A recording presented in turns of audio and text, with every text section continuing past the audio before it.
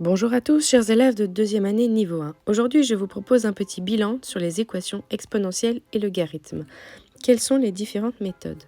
Nous en avons étudié uniquement deux pour le moment, les équations exponentielles de même base, où on avait simplement à égaliser les exposants. Qu'est-ce qu'il fallait savoir? Il fallait savoir que on avait des propriétés des exponentielles, mais surtout des propriétés des puissances à utiliser pour arriver à avoir la même base de chaque côté. On verra un exemple pour réviser. On aura ensuite une équation degré 1 ou 2. Maintenant, si on a une équation logarithme, à chaque fois de même base, prenons ici un log sous-entendu en base 10, mais ça pourrait marcher pour n'importe quelle autre base, eh bien on pouvait aussi égaliser les intérieurs des logarithmes lorsqu'on se retrouvait avec un log égal à un log. Revoyons ici la première équation. Les équations exponentielles de même base. On avait la même base, on égalisait. Quand c'était un peu plus compliqué de voir la même base, on trafiquait et c'était encore possible. Lorsque c'était des équations logarithmes, il y avait une étape de domaine à avoir en plus puisque, attention, toutes les solutions n'étaient pas autorisées.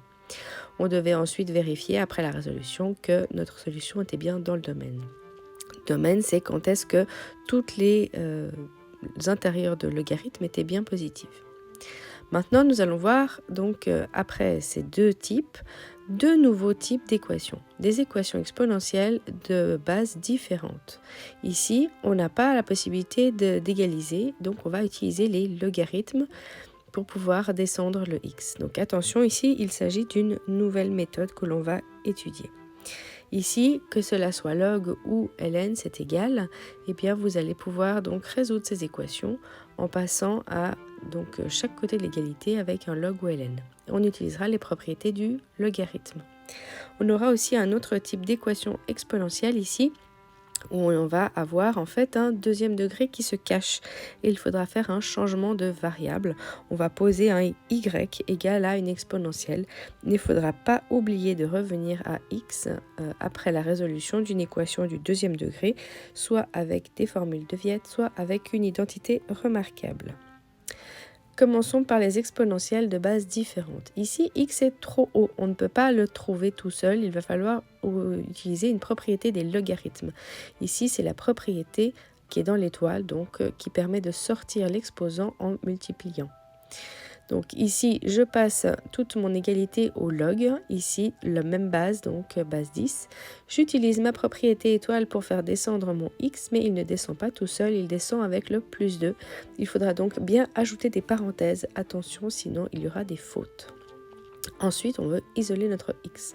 On peut par exemple distribuer notre parenthèse au log 4 et puis ensuite on va continuer à isoler notre x. Donc on va commencer par envoyer le 2 log 4 du côté du log 7 et puis le 2 devant un log, on a dit, il peut rentrer en exposant. Donc il rentre en exposant et quand on a une soustraction de 2 logs, eh bien on peut l'écrire comme un seul log avec une division. Ensuite, on a donc le x qu'on peut isoler rapidement puisqu'on divise par log de 4. Passons à la calculatrice si on veut un résultat approximatif. Et puis ici, on a donc la version exacte ou la version approximative pour cette équation. Ici, c'était une équation exponentielle, donc toutes les solutions sont bien dans un domaine autorisé. Donc pas besoin de vérifier si ça fonctionne ou pas avec l'équation de départ. Voici donc la première nouveauté aujourd'hui, c'est un log ou ln de chaque côté. Ensuite, on utilise les propriétés des logarithmes. Ne pas oublier les parenthèses si l'exposant avait une somme ou une différence. Et ensuite, on a évidemment une équation de degré 1 ou 2. Donc attention, ne pas oublier ici cette méthode.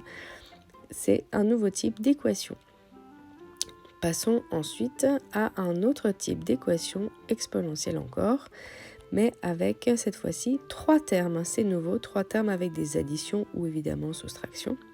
L'idée sera de jouer avec les propriétés des exposants et on va donc faire apparaître une nouvelle variable et comme ça on simplifiera notre équation comme une équation de degré 2. Le degré 2 se résout donc toujours avec soit des identités remarquables ou alors comme vous préférez Viette. Ici, un exemple. Ici, on va donc poser 3 à la puissance x comme étant un y. On le remarque ici à la puissance 2 ou sans puissance et ensuite un terme constant.